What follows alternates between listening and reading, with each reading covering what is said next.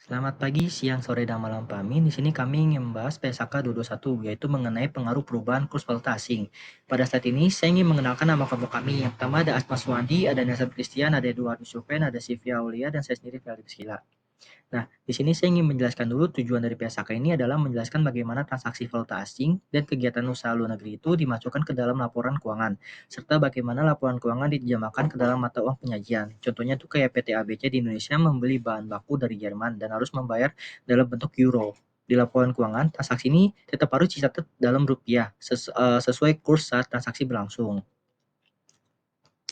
Nah, yang berikutnya ada ruang lingkup. Nah, ruang lingkup ini tuh menjelaskan penyajian laporan keuangan yang dideskripsikan sebagai patuh pada standar akuntansi keuangan. Contohnya tuh kayak kalau laporan keuangan kita ingin diakui sesuai standar resmi di Indonesia, maka kita harus mengikuti ketentuan PSAK 221 ini.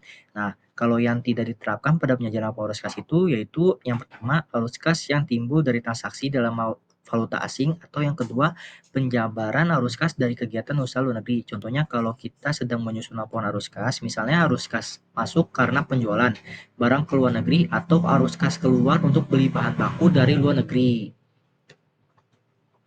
Nah, berikutnya ada definisi. Nah, definisi itu ada macam-macam. Yang pertama itu ada valuta asing. Misalnya kalau perusahaan kita pakai rupiah untuk operasional, maka dolar Amerika, euro, atau yen itu semua disebut valuta asing. Lalu ada mata uang fungsional. Contohnya perusahaan yang berdiri di Indonesia dan bertransaksi pakai rupiah, maka rupiah adalah mata uang fungsional. Lalu mata uang penyajian misalnya laporan ke investor luar negeri. Lalu cost moneter. Nah, misalnya piutang, utang dagang atau pinjaman. Dan yang terakhir investasi neto dalam kegiatan usaha luar negeri. Contohnya PT ABC Indonesia punya anak usaha di Vietnam. Nah, nilai investasi ke anak usaha itu disebut investasi neto. Nah, ringkasan pendekatan disyaratkan ini tuh yang pertama tentukan mata uang fungsional untuk setiap entitas, baik induk, anak, atau cabang. Yang kedua, gambarkan transaksi valuta asing ke mata uang fungsional dan laporkan dampaknya. Yang ketiga, jika mata uang penyajian berbeda, hasil dan posisi keuangan harus dijabarkan sesuai ketentuan. Dan yang terakhir, entitas berdiri sendiri juga boleh menyajikan laporan dalam mata uang selain mata uang fungsional dengan syarat mengikuti aturan penjabaran. Perkenalkan, nama saya Sylvia Aulia dengan NIM 2023 50 270. Pada pembahasan kali ini, saya akan melanjutkan pembahasan dengan membahas yang pertama ada perbedaan pos moneter dan pos non moneter. Di sini pos moneter itu hak untuk menerima atau kewajiban untuk menyerahkan sejumlah unit mata uang yang tetap atau dapat ditentukan. Sedangkan pos non moneter itu kebalikannya, yaitu nggak ada hak atau kewajiban untuk menerima atau menyerahkan dalam jumlah yang ditentukan. Nah, ini contohnya sendiri ada pos moneter, ada pensiun dan iuran kerja, dividen kas, kontrak yang melibatkan penerimaan atau penyerahan instrumen ekuitas atau aset lain, dan sebagainya. Sedangkan pos moneter ada uang muka, uang muka, goodwill, aset tak berwujud, persediaan itu tidak wajib atau tidak ada hak atau kewajiban untuk menerima atau menyerahkan uang dalam jumlah yang tepat atau dapat ditentukan. Selanjutnya di sini ada saya bahas penjabaran valuta asing dan mata uang fungsional sesuai sekat terkait. Nah, yang sini akan saya pertama bahas adalah penentuan mata uang fungsional. Mata uang fungsional sendiri itu adalah mata uang utama yang mempengaruhi kegiatan operasional entitas. Entitas ini itu harus berdiri, entitas yang berdiri sendiri, induk, anak, atau cabang kita harus menentukan mata uang fungsional seperti apa. Nah, kalau misalnya laporan disajikan dalam mata uang selain yang fungsional, nah hasil dan posisi keuangan tuh harus dijabarkan mata uang yang penyajian. Nah, mata uang penyajian ini dijabarin sesuai PSAK di paragraf 38 sampai 50. Nah, yang kedua sendiri ada transaksi valuta asing. Transaksi valuta asing itu bakal terjadi kalau misalnya denominasi atau penyelesaian menggunakan mata uang asing. Pencatatan awalnya tuh dicatat dalam mata uang fungsional, yang kedua gunakan kurs spot pada tanggal transaksi, dan yang terakhir ada kurs rata-rata mingguan atau bulanan tuh bisa dipakai kalau misalnya fluktuasi kurs nggak signifikan. Lalu selanjutnya di sini ada pelaporan akhir periode. Pada pelaporan akhir periode ini ada beberapa jenis pos dan kurs yang digunakan. Yang pertama ada jenis pos-pos moneter, kurs yang digunakan itu penutupan, pos non moneter itu atau biaya historis, kurs yang digunakan adalah kurs tanggal transaksi, pos non moneter atau nilai wajar itu kurs yang digunakan adalah kurs tanggal pengukuran nilai wajar. Nah, di sini juga ada saya membahas penurunan nilai dan pembandingan. Kayak contoh pembandingannya ada PSAK 202 atau persediaan, itu tuh dibandingkan biaya perolehan versus nilai realisasi neto. Sedangkan PSAK 236 impairment dibandingkannya jumlah tercatat versus jumlah terpulihkan. Nah, kalau misalnya aset nominator dalam mata uang asing tuh biaya atau jumlah tercatat itu kita bisa menggunakan kurs saat ditentukannya tanggal transaksi. Atau kita misalnya nilai realisasi atau jumlah yang terpulihkan itu kita bisa gunakan kurs penutupan. Tapi akibatnya tuh beneran nilai bisa diakui dalam mata uang fungsional, tapi nggak bisa diakui dalam mata uang valuta asing atau sebaliknya. Kalau misalnya ada banyak kurs tersedia tuh kita bisa memilih kurs dengan cara gunakan kurs yang paling mencerminkan arus kas masa depan, atau bisa jika nggak ada kurs sementara waktu bisa gunakan kurs pertama yang tersedia setelah pasar pulih. Baik, selanjutnya akan dibahas oleh teman saya. Halo, perkenalkan nama saya Erdur Syufan Kurniawan dengan NIM 2023 50236. Pada kesempatan hari ini saya ingin mempresentasikan tentang pengakuan selisih kurs. Yang pertama,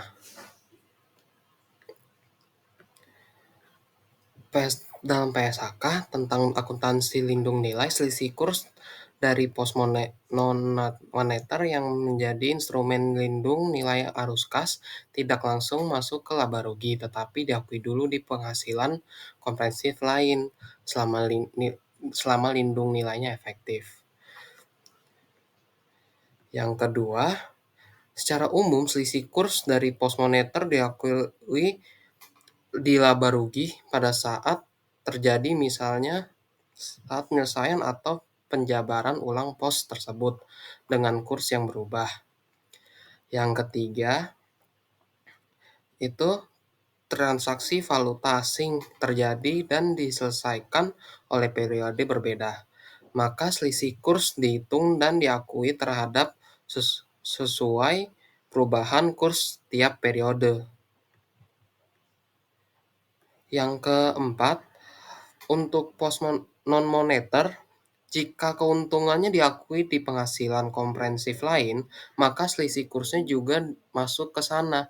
Tapi kalau keuntungannya masuk ke laba rugi, maka selisih kurs juga di laba rugi. Lalu setelahnya,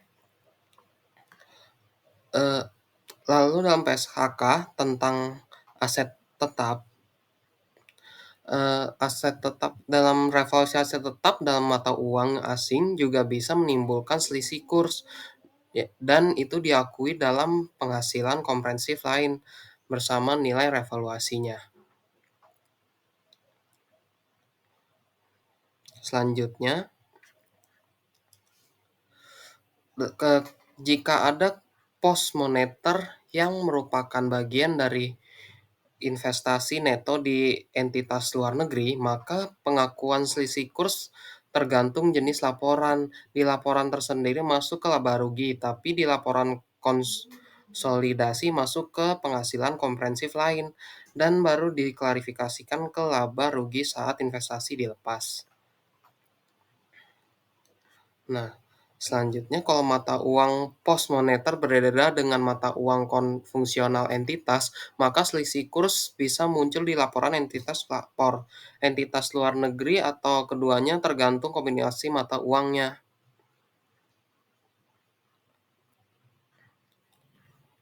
Dan yang terakhir,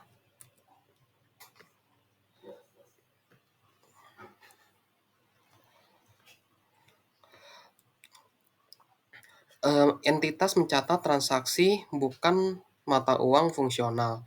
Maka seluruh saldo dijabarkan ke mata uang fungsional atau yang disebut dengan pos moneter pakai kurs penutup dan pos non moneter pakai kurs saat transaksi terjadi.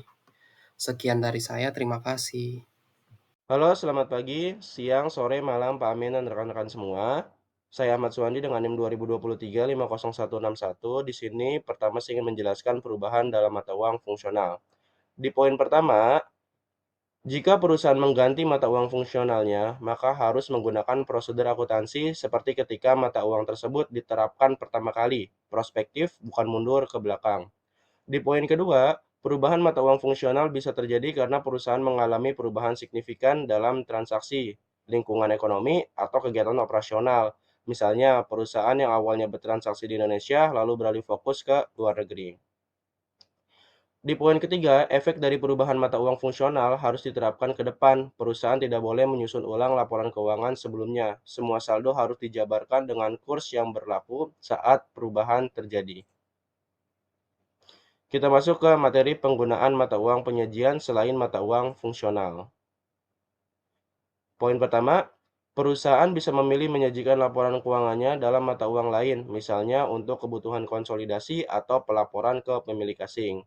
Poin kedua, jika mata uang penyajian berbeda dengan mata uang fungsional, maka perusahaan harus melakukan yang A, konversi semua aset dan liabilitas menggunakan kurs penutupan, yang B, pendapatan dan beban dikonversi dengan kurs transaksi historis, dan yang C, selisih yang timbul dari penjabaran dimasukkan ke dalam penghasilan komprehensif lainnya.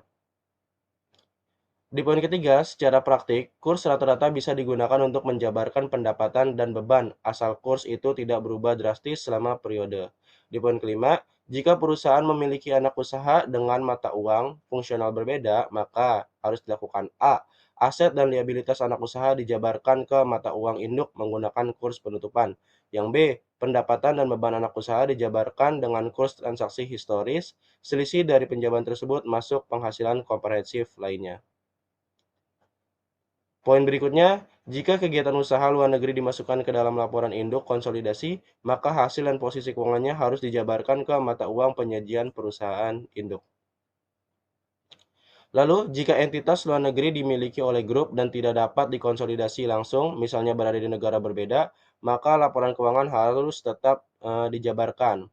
Saat menjabarkan laporan entitas luar negeri, aset dan liabilitas dijabarkan dengan kurs penutup, pendapatan dan beban dijabarkan dengan kurs historis atau rata-rata stabil, dan selisih penjabaran masuk ke penghasilan komprehensif lainnya.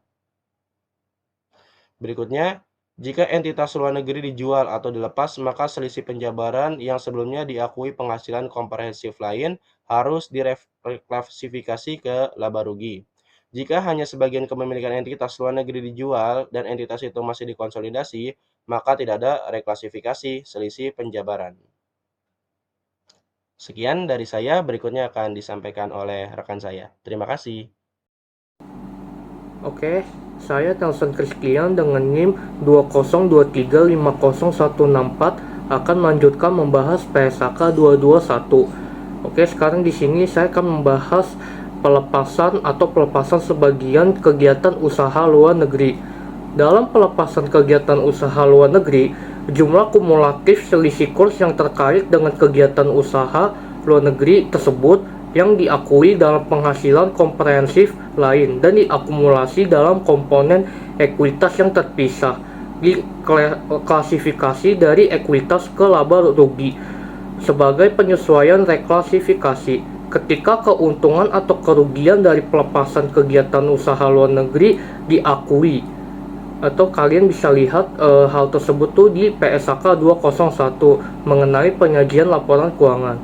Sebagai tambahan pelepasan, seluruh kepentingan entitas pada kegiatan usaha luar negeri, pelepasan parsial berikut ini dicatat sebagai pelepasan, yaitu yang pertama, ketika pelepasan sebagian melibatkan hilangnya pengendalian pada entitas anak yang mencakup kegiatan usaha luar negeri, terlepas dari apakah entitas masih memiliki kepentingan non-pengendali pada entitas anak setelah pelepasan parsial.